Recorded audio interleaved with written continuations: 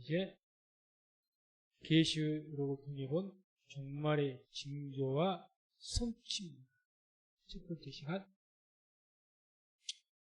계시록을 통해 본 종말의 징조와 성취. 그래서 그동안 이제 징조만 보았는데 이제 계시록을 통해서 그것이 어떻게 성취된다고 계시록에서 말씀하는가. 우리가 특별히 계시록 안에는 그 하나님의 그 재앙, 그 심판에 대해서 각 세 가지로 대별해서 말씀을 하죠. 첫 번째가 인재앙이고, 두 번째가 나팔재앙이고, 세 번째가 대접재앙입니다. 그래서 그 세 가지의 그 재앙을 상세하게 묘사를 합니다. 상세하게. 각 나팔, 대접 각각 7차례, 7번을 쭉 말씀하죠. 그래서 인도 7개 인이 있습니다. 그 인 중에서 오늘은 계시록 6장 1절에서 8절까지 첫째 인에서 넷째 인을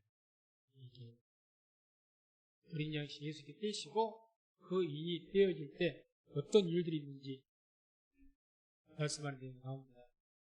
먼저 이 계시록책, 즉 마지막 때 임할 일들에 대해서 주어진 책은 처음에 다니엘을 통해서 주께서 말씀을 하셨는데 그때는 인봉된 책이었습니다. 인봉된 책. 그래서 5장 1절 보면 이런 말씀이 나오죠. 함께 말씀을 흡독합니다. 내가 보매 보좌에 앉으신 이의 오른손에 책이 있으니 안팎으로 썼고 7인으로 봉하였더라. 그래서 7인으로 봉하였다. 그래서 이는 도장을 이야기합니다.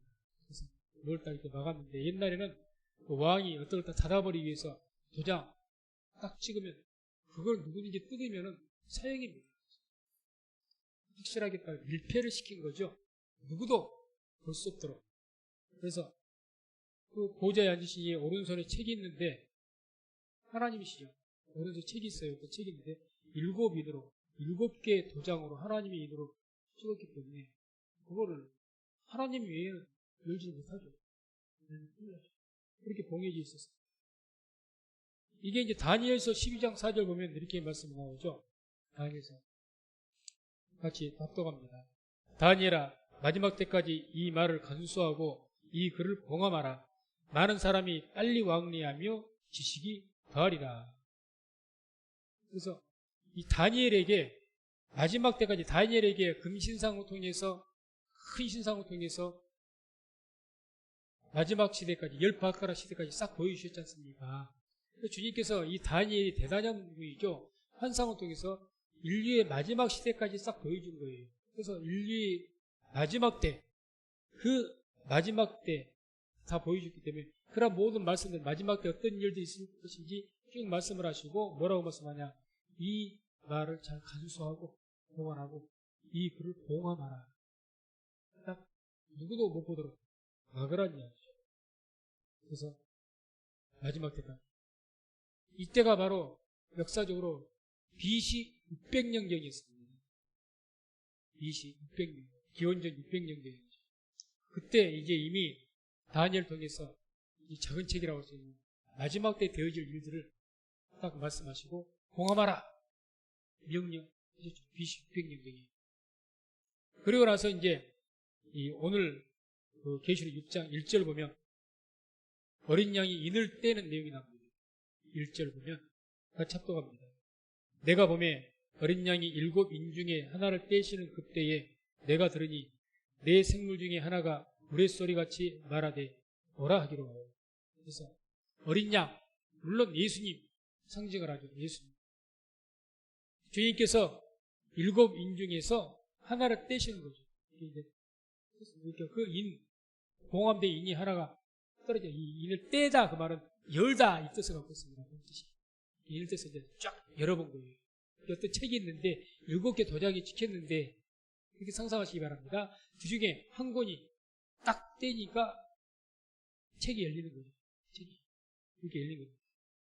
그때 이제 이렇게 이제 봉함된 그런 책이 열린 것이, 봉함된 것이 BC 600년경에 다니엘을 통해서 말씀하시고 봉함하라. 그 이후에 이제 사도 요한 시대에 이렇게 환상을 통해서 떼셨으니까 사도 요한이 살았던 그 시대가 약 AD 95년경입니다. 박모섬에 유배되었을 때. 그러니까 총 700여 년 만에 지금 봉함된 책이 열린 겁니다. 700년 동안 하나님께서 아무도 이 봉함된 책을 보지를 못하게 하셨습니다. 알지 못하게 했습니다. 그러다가 이제 예수님께서 오셔가지고 죽으시고 부활하시고 승천하신 이후에, 그래서 사도 요한을 환상을 통해서 AD 95년경에 어린 양 예수님 말하죠. 그분이 이제 그 봉함한 책을 인을 떼신 거죠. 열책이 열린 겁니다. 700년. 그리고 이 책이 대체 어떤 책이냐? 어떤 책이냐? 다니엘에게 말씀하셨던 봉함하라고, 아까 12장 4절에 봤던 이 글을 봉함하라 해서 딱 봉함하라고 했는데, 이 어떤 내용의 책이냐는 거죠. 어떤 내용. 그게 다니엘서 12장 1절에 나옵니다. 12장 1절에 말씀을 합독합니다. 그때 내 민족을 호위하는 대군 미가엘이 일어날 것이요 또 환란이 있으리니 이는 개국 이래로 그때까지 없던 환란일 것이며 그때 내 백성 중 무릇 책에 기록된 모든 자가 구원을 얻을 것이라. 아멘. 환란이 있으리니 이는 개국 이래로 그때까지 없던 환란일 것이다. 책의 내용인 것이 환란에 대한 책입니다. 그러니까 환란에 대한. 개국 이래로 그런 환란이 없을 것이다. 말씀하죠. 주님께서 종말의 징조를 말씀하시면서 창세 이래로 이런 환란이 없을 것이다. 이렇게 말씀하셨죠. 그 환란에 대해서 기록되어진 책이 작은 책, 하나님의 보좌에서 오른손에 쥐고 있는 책, 또는 작은 책이라고 뒤에 이제 계시로 나오는데, 그 책, 다니엘 시대 BC 600년부터 주님께 다니엘을 통해서 환상을 통해서 마지막 시대까지 다 말씀하시고 마지막 때까지 이 글을 봉함하라 하셨던 그 책이죠. 그 내용이 바로 환란에 대한 책이라는 거죠. 마지막 때 일어날 환란.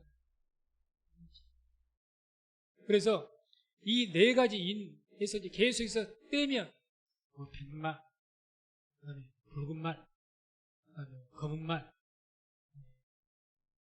청황색 그런 말, 이런 말이 이제 튀어나와서 탄자가 있고 그렇게 되어지는데, 이 네 가지 인 전부 다 네 가지 재앙을 의미합니다. 네 가지. 이건 역시도 스가랴서 6장 1절에서 5절에서 이미 예언되어진 바입니다. 이것의 성취인데 스가랴서 6장 1절 5절까지 말씀을 같이 함께 합독합니다. 내가 또 눈을 들어본 즉 내 병거가 두 산 사이에서 나왔는데 그 산은 못산이더라. 첫째 병거는 흑마들이, 둘째 병거는 흑마들이, 셋째 병거는 백마들이, 넷째 병거는 어룽지고 건장한 말들이 메었는지라. 내가 내게 말하는 천사에게 물어가로되 내 주여 이것들이 무엇이니까? 천사가 대답하여 가로되 이는 하늘의 내 바람인데 온 세상이 주 앞에 모셨다가 나가는 것이라 하더라. 자, 이 네 말이 쭉 나오죠. 색깔별로. 이 네 말과 지금 우리가 인 하나하나 떼면서 나오는 그 말과 똑같습니다. 순서만 약간 틀렸지 똑같아요. 그런데 여기서 중요한 것은 왜 이 네 말이 계시록에서 말씀 네 말과 같은 것이냐? 이 밑에 맨 마지막에 보세요. 5절에 보면 이는 하늘의 네 바람인데 온 세상이 주 앞에서 모셨다가 나가는 것이라. 하늘의 네 바람이라. 네 바람. 계시록의 바람이 환란을 이야기하죠. 자, 그게 계시록 7장 1절에 나옵니다. 7장 1절 보면 7장 1절 합독합니다. 이 일 후에 내가 내 천사가 땅 내 모퉁이에 선 것을 보니 땅의 사방에 바람을 붙잡아 바람으로 하여금 땅에나 바다에나 각종 나무에 불지 못하게 하더라. 그래서 내 천사가 땅 내 귀퉁이에서 바람을 붙잡은 거예요. 그 바람이 환란을 이야기한다. 환란. 똑같이 스가랴서에도 이는 하늘의 내 바람이다. 그래서 지금 이미 스가랴 이 시대부터 계시록 장차 마지막 때 임하게 될 그 네 마리의 말을 통해서 보여주고 있다는 거죠. 그게 이제 이 말씀이 예언의 성취가 계시록의 말씀을 통해서 성취가 지금 되어진 거죠. 이미 하나님의 그 모든 어떤 마지막 때 심판, 재앙 이런 모든 것들은 이미 작정되어 있었습니다. 예정되어 있었죠. 단지 약 한 600년간 다니엘 시대부터 봉함하라 해가지고 그 다음에 이 사도 요한 시에 그때 인을 떼서 열게 하셔서 그제서 알게 하신 거예요. 그러니까 총에서 약 700년 만에 열린 거라는 거예요. 700년. 드디어 때가 되었습니다. 그 마지막 때 환란이 이루어질 때가 되었으니까 열어주신 겁니다. 그래서 이제 그렇게 우리가 이 인재앙 또 그 이에서 나올 모든 재앙들이 이렇게 구약 성경에도 이미 예언되어져서 마지막 때에 대해서 이야기하시는 것이고 특별히 마지막 때 환란에 대해서 주님께서 말씀하시고 있다는 거 우리가 알면 될 것 같습니다. 그래서 이제 첫 번째 인을 뗍니다. 첫 번째 2절이죠. 2절. 첫 번째 인을 떼니까 말씀을 합독합니다. 내가 이에 보니 흰 말이 있는데 그 탄자가 활을 가졌고 면류관을 받고 나가서 이기고 또 이기려고 하더라. 그래서 먼저 흰 말이 나옵니다. 오늘 그때 네 마리의 말이 나와요. 흰 말, 붉은 말, 검은 말, 청황색 말. 네 말이 나오고 그 말들은 탄자의 모습이 나옵니다. 또 보니까 먼저 흰말 탄자가 나오는데 흰말은 본래적으로 그 뭘 상징한가 하면 개선 장군이 흰말을 타죠. 로마 시대에. 어디 가서 전쟁에 이겨서 이기고 돌아오는 그 장군, 개선 장군 딱 100마를 타고 입성을 합니다. 입성. 네. 승리자가 타는 말이죠. 즉 여기에서는 재림의 주를 묘사한 것이 아니라 적그리스도를 이야기합니다. 적그리스도. 제가 이 계시록을 해서 이렇게 해준 것은 거의 대부분의 신학자들이 공통적으로 이야기하는 것을 말씀드립니다. 그렇게 하시면 극단의 해석이 아닙니다. 적그리스도. 왜 그러느냐? 자, 먼저 이것을 흉내내 가지고 그 많은 이단의 교주들이 100마를 타고 사진을 찍어요. 그런 사람들이 그 엘리야 복음성교에 박명호가 있었고 이만희, 신천지 이만희, 안상우 하나님의 교회, 양도천, 세계일 가공회 이런 자들이 이렇게 100마를 탑니다. 사진 일본어로 한번 보여주세요. 커야 되는데 오른쪽이 이만희죠. 왼쪽이 박명호하고 이만희. 그래서 자기들 다 100마를 자기들이 이제 재림주라는 거예요. 재림주다. 이렇게 많은 성도를 속입니다. 사진 두 번째. 왼쪽이 안상호, 오른쪽이 양도천. 100마 타고 저렇게 찍어서 자기들이 재림주라고 이야기를 합니다. 정명석이도 100마를 타고 찍었다고 이야기를 들었습니다. 그래서 많은 이단들이 왜 대부분이 자기가 보혜사다 또는 재림주다 이것을 말하기 때문에 계시록에서 말한 대로 100마를 타고 사진 찍어서 성도들을 미혹을 합니다. 미혹을. 우리가 보기엔 웃기는 일이지만은 아무도 저렇게 해서 속아 넘어가니까 그렇게 하겠죠. 그 다음에 이제 오늘 그 첫째 인에서 2절 보게 되면 그 탄자가 활을 가졌다고 합니다. 왜 적그리스도인지. 왜? 활을 가졌다고 하는데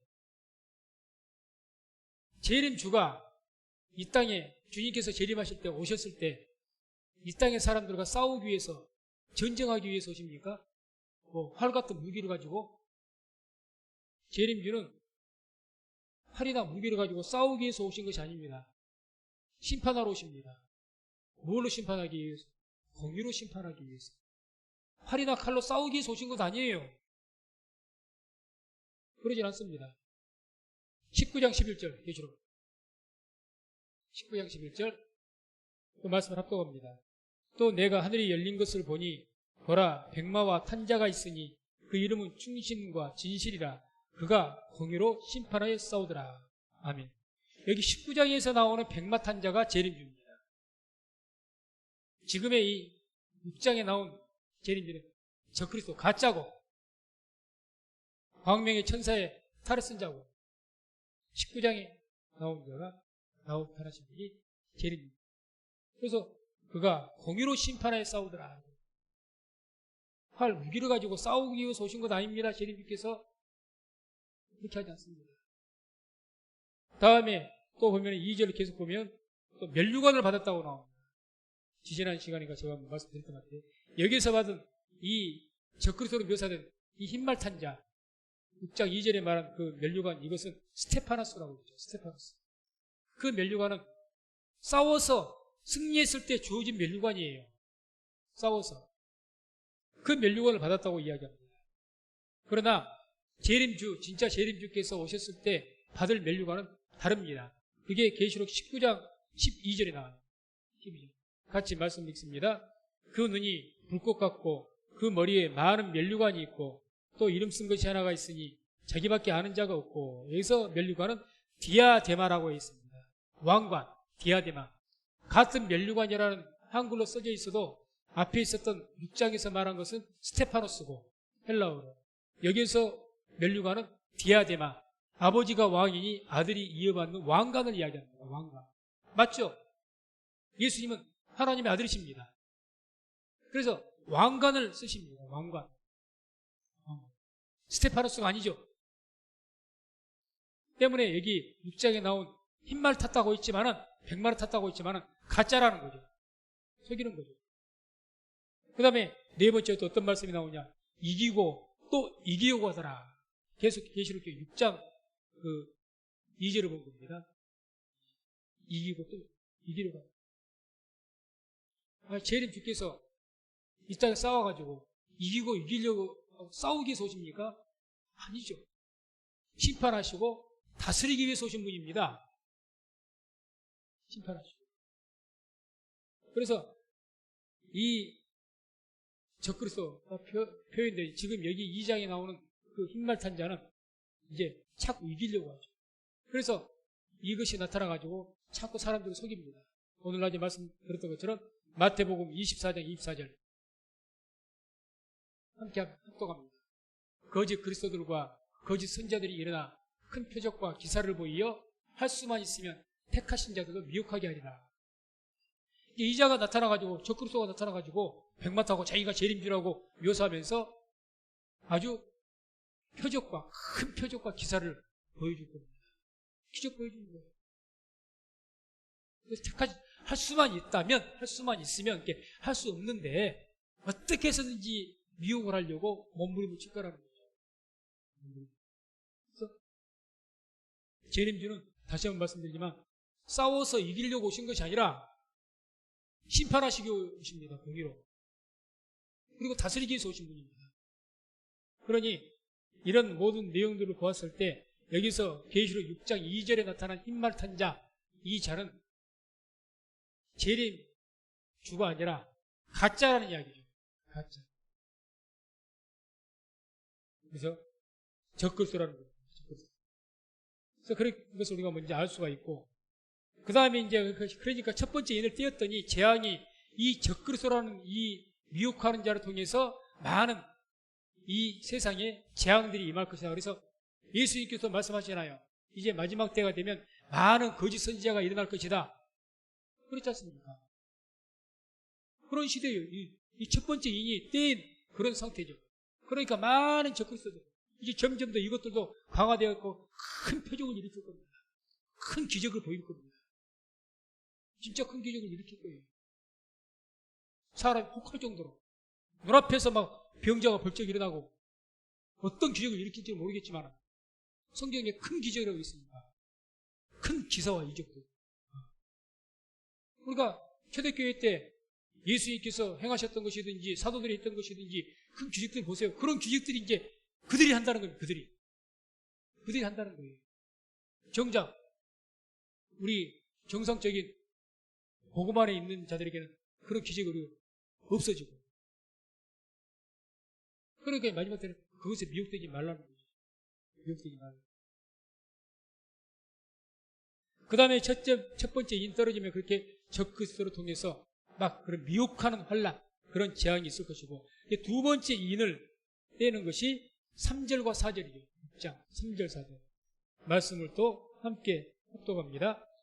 둘째 인을 떼실 때에 내가 들으니 둘째 생물이 말하되 오라 하더니 이에 붉은 다른 말이 나오더라. 그 탄자가 허락을 받아 땅에서 화평을 제하여 버리며 서로 죽이게 하고 또 큰 칼을 받았더라. 제가 이제 계시록을 모든 말씀을 다 강의하려고 하는 것이 아닙니다. 뭐에 초점 맞췄습니까? 종말의 징조가 이루어지는 것. 하나님께서 종말에 이러한 악한 일들이 일어날, 재앙들이 일어날 것이라고 예고하셨고, 그런 일들에 대한 성취적인 것에 대해서 그런 부분만 제가 지금 해석을 한 겁니다. 다 해석하지 않고. 자, 여기서는 두 번째 어떤 말입니까? 붉은 다른 말이 나오더라. 붉은 말. 붉은 말은 전쟁을 상징합니다. 전쟁. 전쟁을 상징합니다. 전쟁. 이 흰 말이 붉은 말로 전쟁을. 그래서 땅에서 화평을 제하여 버리며 이 붉은 말이 나타나고, 또 그렇게 해서 그 탄자를 통해서 이 땅에 화평이 제하여진다. 그러면 이제 이런 두 번째 재앙의 그런 일들이 우리 삶 속에 일어나고 있느냐, 화평이 제하여지고 있느냐, 그거죠. 2005년 8월 16일자 연합뉴스에 보게 되면 미, 중, 불붙는 21세기 패권 각축전. 미, 중, 러시아 지금 패권 싸움 대단하죠. 옛날에는 그냥 아주 평화 했는데 이제는 다시 냉전으로 돌아서가지고 다시 패권 전쟁이 시작됩니다. 화평이 또다시 재해지는 거죠. 2008년 4월 30일자 한겨레 신문에 세계화가 지고 새 국가주의 뜨나. 전 세계 평화를 위해서 미국이라는 나라가 경찰 국가가 되어서 이렇게 되어서 패권주의라기보다는 이런 평화를 이루었는데 이것이 이제 저물어버리고 국가주의, 자국 이기주의, 특수주의라고, 특수주의. 그것이 새롭게 떠오르는가. 그것을 이 언론에서 이야기한 거죠. 그래서 이제 2008년 4월 30일자 보면 국민일보에 신자유주의 시대 치고 자국 이기주의가 부활한다. 사진 3보다 한번 띄워보세요. 그런 기사가 이렇게 나옵니다. 사진들이 다 지금 신자유주의 시대 치고 자국 이기주의. 미국이 옛날에 미국이 아니잖아요. 옛날에 미국들 아닙니다. 옛날에 우방들이 옛날에 우방이 아닙니다. 얼마나 자기의 이익을 위해서, 자기 나라 이익을 위해서 정치를 펴는지 모릅니다. 단지 트럼프는 노골적으로 그랬고, 대놓고 그랬고, 속된 말로. 지금은 조금 염치라도 차리면서, 안 그런 척 하면서 그러는 것이고, 어쨌든 그런 자국 이기주의가 이미 그때부터 시작돼. 이러니까 이런 모습을 통해서 세계에서 평화의 시대가 점점 저물어지고 평화가 제해져가지고 조금 좋아졌다가 또 그러고 또 이게 이제 가면 갈수록 더하지 덜해지질 않습니다. 점점 더 평화가 사라지죠. 또 유럽연합도 마찬가지죠. 2011년 8월 24일 날 국민일보 보게 되면 무리한 동거였나 유로존 해체 기로에서다. 유럽연합이 이제 해체의 서로 하나가 되자, 평화가 돼야 하나가 되는데 모든 문제가 생기니까 해체의 기로에서 문제가 되는 거예요.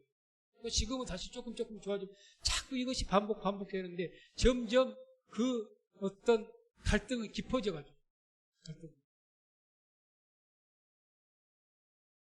그리고 2011년 11월 10일자 보게 되면 중동의 화약고 다시 전운.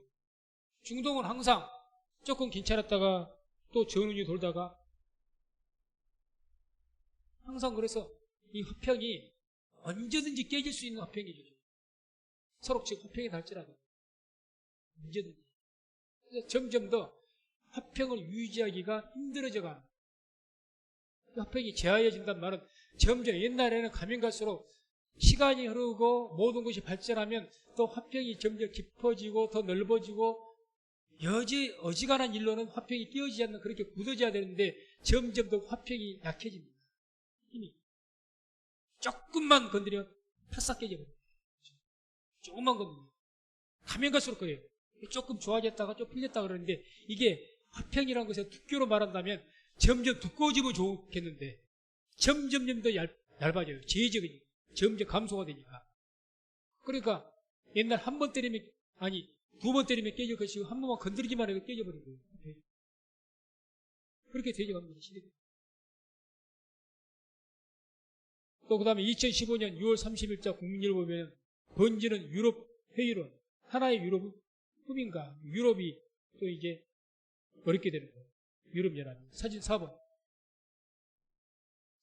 유럽연합이 자꾸 조금은 좀 좋아져서 유럽연합이 다 이렇게 뭉쳐가지고 잘 되어질 것 같다가 또 조금 뭐 하면 이게 또 오르게 이게 반복 이게 좀 좋아졌다 덜했다 좋아졌다 덜했다 이게 반복을 하는데 중요한 것은 그것은 이제 화평을 두께로 이야기한다면 그 화평의 두께가 연합이 된 그 연합의 두께가 점점점 더 두께가 얇아진다는 거죠. 옛날에는 그러니까 자꾸 두 번에서 깨질 것 이제 한 번만 건드려도 깨진다. 이렇게 보면 됩니다.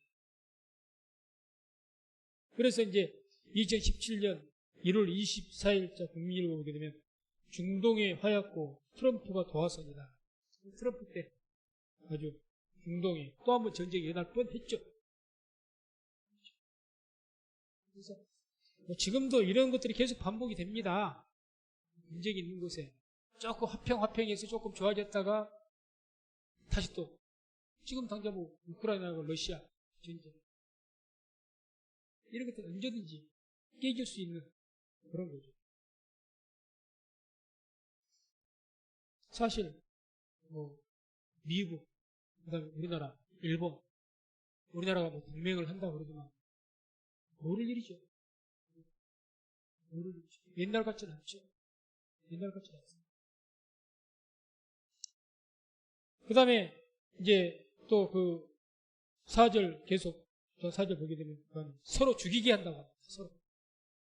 어떤 일들이 우리 가운데 그 둘째 이내 그 시대에 이런 것들이 우리 성과가 있겠느냐. 서로 죽이게 한다. 이게 전쟁이 아니라 서로가 죽게 한다는 거예요. 서로. 왜 이렇게 서로가 죽게 되느냐. 뭐 결론적으로 말한다면 뭐 환경 오염을 통해서 물이나 식량 같은 것 때문에 빼앗지 않으면 내가 죽을 판이니까 서로 싸우게 된다는 거예요. 서로. 그런 시대. 그래서 이 사진 5번을 한번 띄워보시기 바랍니다. 여기 보게 되면 이제 2004년 2월 20일 3일자 한겨레 신문이었는데 미국 국방 보고서에 나왔던 내용입니다. 미국 국방 보고서로 올렸던 그런 내용인데 2050년 헤이그 등 도시 물에 잠기고 영국 시베리아성 기후, 한국 등 핵무기 개발 나섰다. 이런 내용으로 이제 보고서를 올렸죠. 이렇게 2050년 이제 환경 오염 때문에 이렇게 일부 도시들이 물에 잠기고 영국 같은 데는 아주 시베리아 아주 추운 그런 나라가 돼버리고 이런 환경 오염 등이나 이런 것을 개발도상 같은 데서는 핵무기 왜? 굶어 죽을 수는 없잖아요. 뺏길 수는 없잖아요. 그러니까 이제 핵무기 개발 나서고 서로 뺏고 빼앗기는 그런 때가 될 것이다. 이런 예측 보고서를 올렸던 것이 이게 언론에 보도가 되어버렸습니다. 그 다음에 이제 2006년 3월 1일자 한겨레 신문에는 물이 없다, 물전쟁, 시한폭탄. 물이 지금 당장 우리 강주 지금 어떻습니까? 뭐 한두 달 뒤면 지금 급수 제한한다고 하거든요. 이게 이제 앞으로 더 심해지면 심해지지 좋아지지 않는다는 거죠. 그날뿐만. 그러니 물이 부족하면 어떻게 해요? 죽을 판인데. 그러니 이제 그런 것들 때문에 물전쟁이 이제 일어날 것이다. 서로 같은 강을 갖다가 서로 나누어서 위에는 우리 다른 나라, 밑에는 다른 나라가 따겠어. 그런데 서로 물 확보를 위해서 싸울 수 있다는 거죠. 2006년 4월 4일자 국민일보는 열받는 지구, 온난화, 비상. 이 내용은 이제 세계 기상 과학자들이 경고를 한 겁니다. 언론에다가. 이미 그 회귀 불가능 지점을 통과했다는 거예요. 그래서 돌이킬 수 없는 상황으로 이미 들어갔다.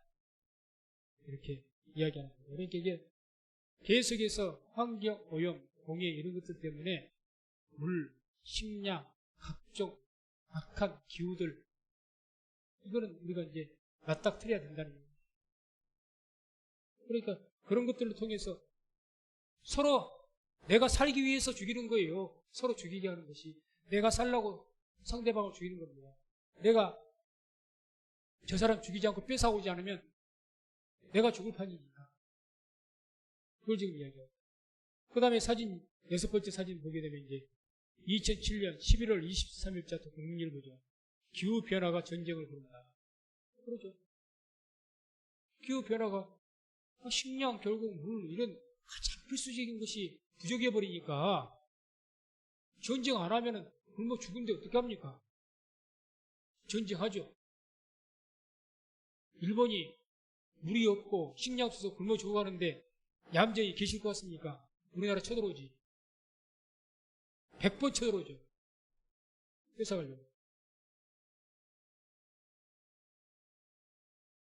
그래서 이제 쌀값이 폭등을 하고, 그래서 식량 전쟁이 일어나고, 그래서 각국이 곡물을 수출을 규제하죠. 왜? 내 먹고 살 길도 없으니까 수출 안 해요. 우리나라 먹고 살 것도 부족하니까. 남아도 수출 안 합니다. 앞으로 자기 나라도 쌀이 부족해질 것이기 때문에, 앞으로 기후 때문에 수출 안 해요. 그러니까 이렇게 수입해서 먹고 산 나라들은 이제 번역이죠. 사진 7번 한번 보여보세요. 식량 안보가 국가 안보, 각국 발등에 불떨어졌다. 2022년 작년이죠. 7월 29일자 조선일보. 식량 안보가 국가 안보입니다. 이제는 먹을 것 없으니까 싸운다니까요. 인공지능이 발전을 하고 과학이 발전을 하고 별것이 발전하는데 식량이 없으면 어떻게 됩니까? 죽어야죠. 물이 부족하면 어떻게 해요? 죽는 거죠. 그러니까 발등에 떨어진 거죠.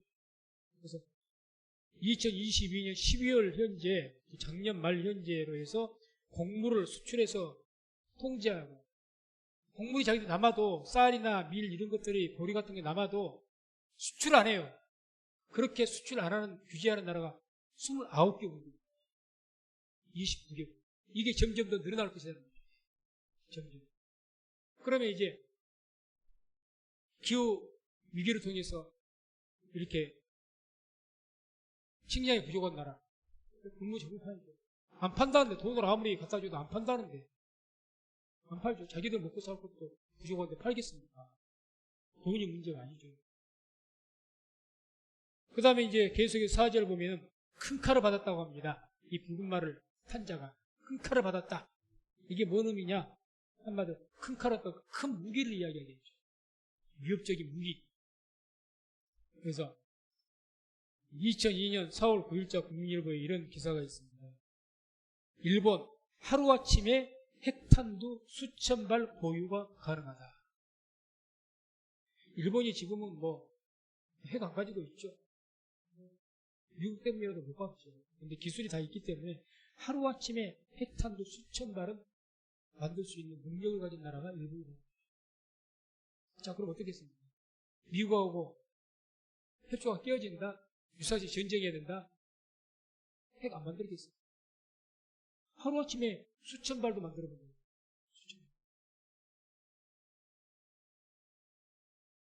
이 핵이 큰 칼이죠. 현재로서 가장 큰 무기죠.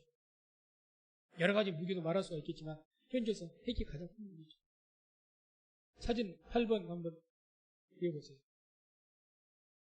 전 세계 핵탄두 3만 개, 5개국은 실전 배치되어 있다. 3만 개. 오른편에 보면 이제 각 나라마다 얼마만큼 핵을 가졌는지 좀 많아요. 이런 큰 칼이 지금 3만 개나 있어요. 다음에 사진 9번째 보면 핵무기 접근하려 AI 통제 나선 세계. 2023년 2월 18일. AI를 인공지능을 통해서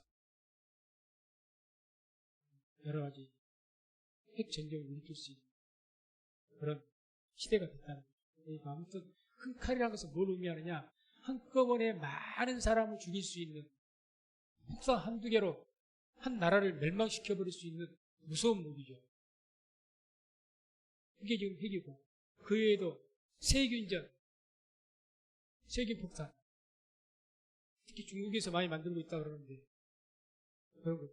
그것도 하나 던지면은 그 병 때문에 수십만 명. 코로나가 중국에서 그걸 비밀리에 만들다가 뭐가 잘못돼서 그렇게 됐다는 그런 설까지 있었어요.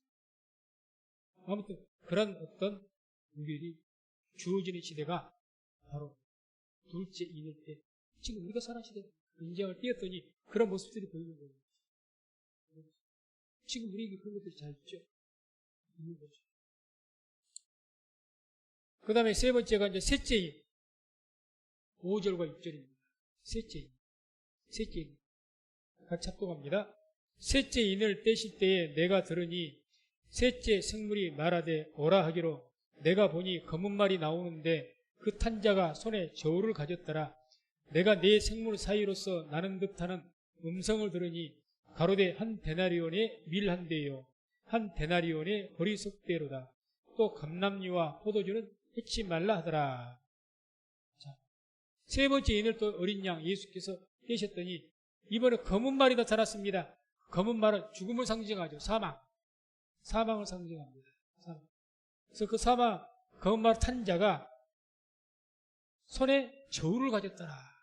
손에 저울. 이 저울을 가진 이유는 이게 우리가 곡식을 어떻게 재죠? 보리나 밀 잴 때 저울로, 그다음에 옛날에 다 대로 쟀죠. 대로. 네. 근데 이 저울을 들었다는 것은 그만큼 곡식이 귀하다는 이야기입니다. 몇 그램까지 재가지고 보면 그걸 상징하기 위해서 저울을 이야기하는 대가 아니라. 그래서 한 데나리온에 밀 한 대요. 한 데나리온에 보리석대로다. 그래서 지금 밀과 보리의 당시의 가격을 지금 이야기합니다. 가격을. 얼마 정도 되느냐. 그래서 한 데나리온에 밀 한 대요. 한 데라는 말이 코이닉스라는 헬라어인데 이 코이닉스라는 단위는 약 1.2리터의 정도의 양을 말합니다. 1.2리터. 그런데 그것이 1.2리터의 밀을 사는데 얼마라고요? 한 데나리온. 한 데나리온은 일반 노동자의 하루 품삯입니다. 그럼 쉽게 말해서 일당 10만 원이라는 거예요. 10만 원 가지고 1.2리터 밀 사면 끝입니다. 그만큼 곡식 가격이 비싸다는 이야기죠. 곡식 가격이. 한 데나리온이 보리석대로다. 보리는 조금 더 싸고. 그래서 1.2리터는 당시 장정, 남자 한 사람이 하루 먹을 양식이랍니다. 하루 내내 벌어져 일당 10만 원 받아서 자기 혼자 먹으면 끝입니다. 그 정도로 곡식이 비싸요. 그런 기거의 시대가 온다는 거예요. 이미 그런 시대. 당시 시세의 12배에서 16배 정도 됐답니다. 시세. 이게 에스겔서 4장 16절에 이미 예언되어 있었는데, 보면은 에스겔 4장 16절 같이 합독합니다. 또 내게 이르시되 인자야 내가 예루살렘에서 의리하는 양식을 끊으리니 백성이 경급 중에 떡을 달아먹고 민답 중에 물을 데워 마시다가 식량, 물 얼마나 이게 비싸고 희귀하면 달아서 떡을 먹고 물도 데워서 마신다고 그래요. 그만큼 모든 먹는 문제가 심각해진다. 먹고 마시는 문제. 그런데 우리가 지금 현실이 그러잖아요. 가면 갈수록 물가도 올라가고, 그러면 아직까지 우리나라는 괜찮지만 벌써 심각한 그런 위기에 봉착한 나라들도 많이 있고, 2010년도 7월 22일자 국민일보 보게 되면 사하라 사막 남부 사헬 지역 국가들 식량난, 그래서 1000만 명 아사 위기. 사헬 지역. 사하라 사막 남부 사헬 지역이라고 하는데 그 지역의 모든 나라들이 아주 식량난이 너무 심각하게 있어. 1000만 명이 아사 위기란, 아사란 말이 무슨 말인지 아시죠? 굶어서 죽기 직전에 굶어 죽겠죠. 1000만 명. 사진 10분 한번 올려보세요. 아직도 9억 2,500만 명 굶주림 고통. 2010년도 9월 16일자. 9억 2,500만 명. 지금 우리 인구가, 현재 세계 인구가 몇 만인 줄 아십니까? 80억 4천만 명. 80억 잡고 거의 10억 아닙니까? 8분의 1 이상 가까이가 굶주리고 10명이 한 명도 아니고 8명 중에 한 명 굶고 있다는 거죠. 굶주리고 고통받고 있다는 거죠. 사진 11번. 2025년 아프리카 농지 3분의 2가 사라진다. 이제 내후년 아프리카 농지 3분의 2가 없어진다. 기후변화로 인해서. 벌써 미국 같은 데 곡창지대 이미 쳐가지고 곡물 생산량이 뚝 떨어졌죠, 지금. 미국이 곡창지대가 있거든요. 수출을 많이 하는데 앞으로 미국도 저희들 먹고 살기도 힘들 겁니다. 수출하고 살았는데 수출은 웬 걸 내 나라 사람 먹이기도 힘든 거예요. 이제 앞으로 가는 거죠. 우리 시대가 오는 거죠. 2011년 10월 24일자 국민일보에는 2025년 80억 돌파, 지구 다 못 먹여 살린다. 지금 우리가 지금 23년이니까 2년 남았습니다. 지금 그렇게 되고 있죠. 세계에서 모든 식량을 다 생산을 풀 가동을 해도 못 먹여 살린다. 국민자가 수출할 겁니다. 그게 지금 이런 검은 말 이걸로 지금 상징해서 보여주고 계신 거죠. 그래서 이 세 번째는 우리에게 심각한 기근이 닥칠 것을 예고하고 있습니다. 그게 우리 눈앞에 지금 다가와 있다는 거죠. 우리나라는 괜찮으니까 괜찮았겠지? 아니요. 더될 것이다. 그 다음에 마지막 네 번째인 7절, 8절. 네 번째인. 이 제왕은 어떤 제왕이냐? 똑똑합니다. 넷째 인을 떼실 때에 내가 넷째 생물의 음성을 들으니 가로되 오라 하기로 내가 봄에 청황색 말이 나오는데 그 탄자의 이름은 사망이니 음부가 그 뒤를 따르더라. 저희가 땅 4분의 1의 권세를 얻어 검과 흉령과 사망과 땅의 짐승으로서 죽이더라. 이 넷째 인, 이 네 번째 재앙을 말씀합니다. 그래서 먼저 이번 청황색 말이 나옵니다. 청황색 말. 이 청황색 말은 어떤 전쟁이나 기근이나 질병 이런 각종 어떤 것 통해서 어떤 죽음과 공포로 상징합니다. 그걸로 인한 그걸 상징하는 말이 청황색 말이죠. 그래서 저희가 땅 4분의 1의 권세를 얻어서 검과 흉령과 사망과 땅의 짐승으로서 죽이더라. 땅 4분의 1의 권세를 얻는다. 이 땅 4분의 1의 권세를 얻는다는 말은 그래서 이 검, 흉년, 사망, 땅, 짐승 이런 것들로 죽인다. 4분의 1, 땅 4분의 1 권세는 땅 4분의 1, 세계 인구의 4분의 1을 죽일 권세를 가지고 있는 자가 청황색 말을 탄 자의 권세입니다. 청황색. 땅 4분의 1, 4분의 1이 죽을 수 있는 그런 재앙이 우리에게 닥치는데 그것도 이제 저기 방금 말했던 것처럼 검, 전쟁이죠. 흉년, 사망, 질병으로 인한 땅의 짐승, 저크리스도의 어떤 대적을 통해서 그런 모든 것들 그런 걸 통해서 땅 4분 그런 어떤 무슨 재앙들이 임하게 될 것이라는 거죠. 그래서 세계 인구의 4분의 1 죽일 수 있는 권세 그러니까 80억이라 돼요. 정확하게 전 세계 인구수가 2022년 9월자로 해서 80억 4,531만 명이랍니다. 80억 4천만 명. 약 20억이 죽을 수 있는 20억. 어떻게 그런 일이 있다는 거예요? 성경에 그렇게 나왔습니다. 그렇게 될 것 같아요.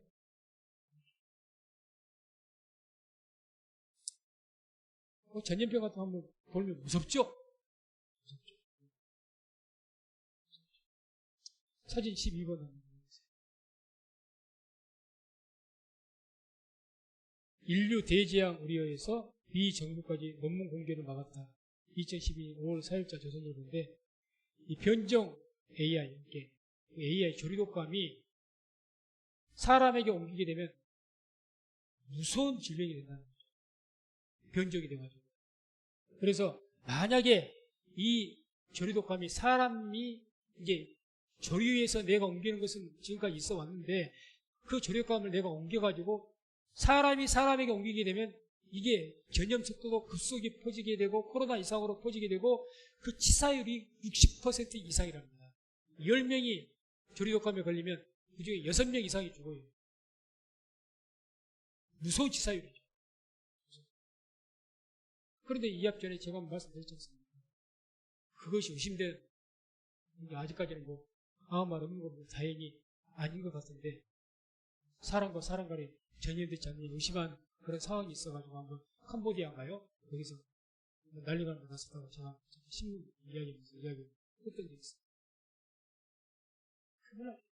그러니까 아무튼 치사율이 60%예요. 무서운 거죠. 코로나는 이건 뭐 비교도 못합니다. 근데 그런 것이 많죠. 사진 13번. 13번. 슈퍼박테리아 공포. 2013년 9월 18일자. 슈퍼박테리아. 백신도 항생제도 말 안 들어버려요. 바이러스가 좀 죽어졌으면 좋겠는데 안 죽어요. 약을 써도. 이 박테리아가 얼마나 강한지 그런 것들이 있어가지고 그래서 이 슈퍼박테리아 같은 것으로 해서 2013년 9월 18일자인데 미국에서 한 해에만 2만 3천 명이 들어요. 슈퍼박테리아 2만 3천. 이번에 그 코로나가 확산돼가지고 그 2020년 9월 11일자 조선일보 보게 되면 코로나 확산, 지구온난화도 한몫을 했다. 거의 매년 국지적 유행병이 터질 것이다. 코로나가 확산되는 것이 이 지구온난화, 지금 현재 온난화 계속해서 이 가스 때문에 난리 아닙니까? 이것 때문에 코로나가 확산됐었다. 그런데 문제는 이런 것들에서 매년 국지적 유행병이 터지게 될 것이다. 언제 뭐가 어떻게 터질지 모르겠다. 그 경고였죠. 2020년 9월 4일. 사진 마지막으로 14번째 사진 보게 되면 위험 바이러스 50만 종이랍니다. 위험 바이러스. 우리가 밝혀낸 것은 0.2%. 2021년 3월 6일자 재작년. 위험한 바이러스가 사람을 죽일 수 있는 무서운 바이러스가 50만 종이랍니다. 50만 종. 그러나 의사들이 밝혀낸 것은 0.2%밖에 안 된다. 98%, 99.8%는 아직 모른다는 거예요. 방법이 없다는 거죠. 그러니 이것도 제가 한번 그때 이 기사 이야기하면서 여기 학자가 뭐라고 얘기했냐면 앞으로 그러면 이 코로나 팬데믹과 같은 그런 전염병이 또 발생할 수가 있겠습니까? 이렇게 물었더니 기자가 물었더니 이것이 발생할 수 있겠습니까가 문제가 아니고 언제 올 것이냐가 문제다. 반드시 온다는 거죠. 발생하냐 안 하냐가 아니라 온다. 단지 언제 올 것이냐 이것이 문제인 것이죠. 반드시 더 무서운 것이 온다. 가면 갈수록 더 온다. 이게 지금 세계 의학자들이 다 하나같이 하는 이야기입니다. 하나같이.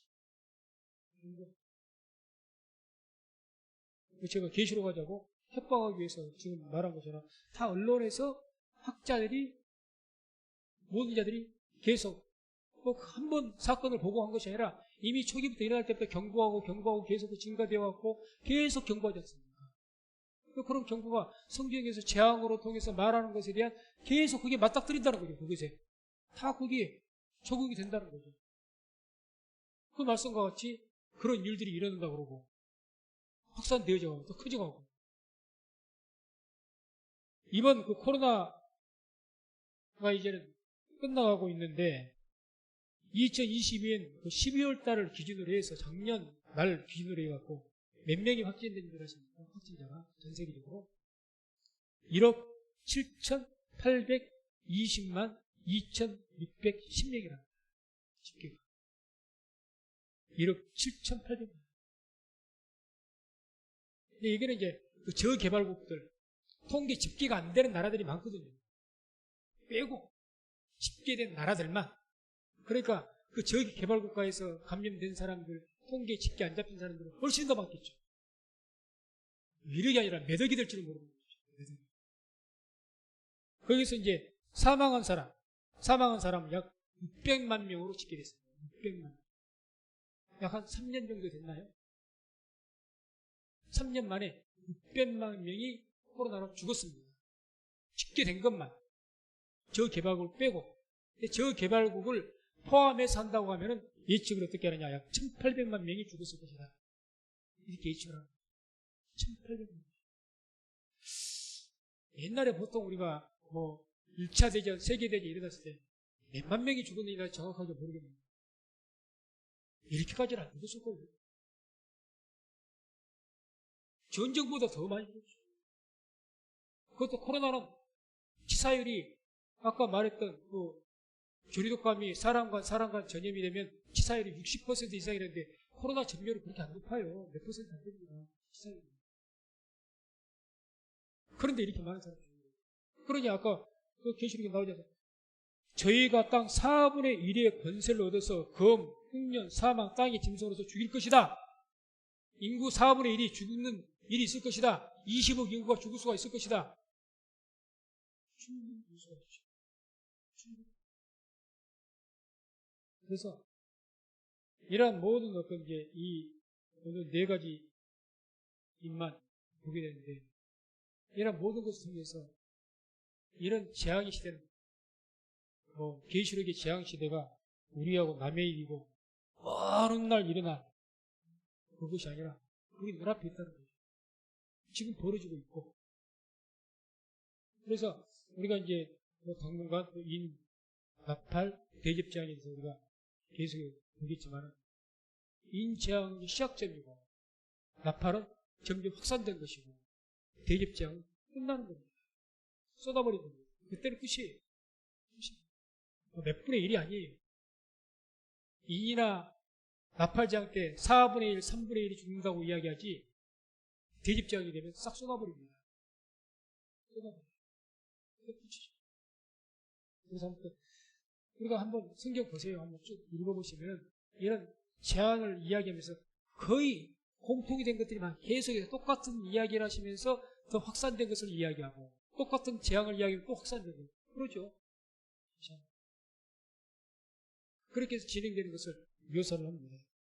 그래서 그런 것들을 여러 가지로 이제 이런 모양 저런 모양 뭐 적그리스도를 통해서 미혹하는 자들을 통해서 뭐 붉은 말 전쟁을 통해서 검은색 말 어떤 기근을 통해서 청황색 말 질병이나 사망 이런 것을 통해서 재앙들이 우리에게 부르닥칠 것이다. 바람이라고 했잖아요. 천사가 내 바람을 붙잡고 있다. 이 바람이 재앙이니까 막 그런 바람들이 막 내 곁쪽에서 막 부르닥치는 전세잖아요. 그래서 이 우리가 계시록 이제 계속 보실 때 이 4가지 재앙은 계속적이고 동시적인 사건입니다. 그러니까 전쟁은 일어나고 뭐 전염병이나 기근은 것도 아니요. 동시다발적으로 일어나는 사건을 말합니다. 동시다발적으로. 하나 인때니까 적그리스도 재앙이 있고 이거 끝나니까 그냥 이게 아닙니다. 이 말씀이 동시다발적이라는 겁니다. 동시다발적으로. 지금 그러고 있잖아요. 동시다발적으로. 그러면서 동시다발적으로 이어지면서 이제 인해서 시작점의 어떤 그 재앙에서 나팔이면 더 그 범위가 넓어지는 거죠. 넓어지고 커지고 대집재앙은 쏟아서 끝내버리고 이렇게 지금 계시록은 예언을 하고 있죠. 말씀하고 있죠. 그래서 계시록을 이제 자꾸 목사님들이 피하는 이유가 이런 재앙에 대한 이야기가 많으니까 부담을 많이 갖습니다. 그래도 어떻게 합니까? 성경에서 분명히 말씀하시고 뭐 피할 수 없도록 뚜렷한 그 종말의 징조가 증거로 보여주고 있는데 말해야죠. 이게 파수꾼이 외치할 때 외치야죠.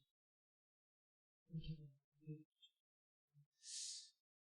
지금 우리가 그런 시대를 살아갈 때 항상 경각심을 하시고 깨어서 기도해서 이런 어려운 시대를 믿음으로 잘 극복하고 승리에 나갈 수 있는 그런 우리 생명교회가 되기를 주의 이름으로 축원드립니다.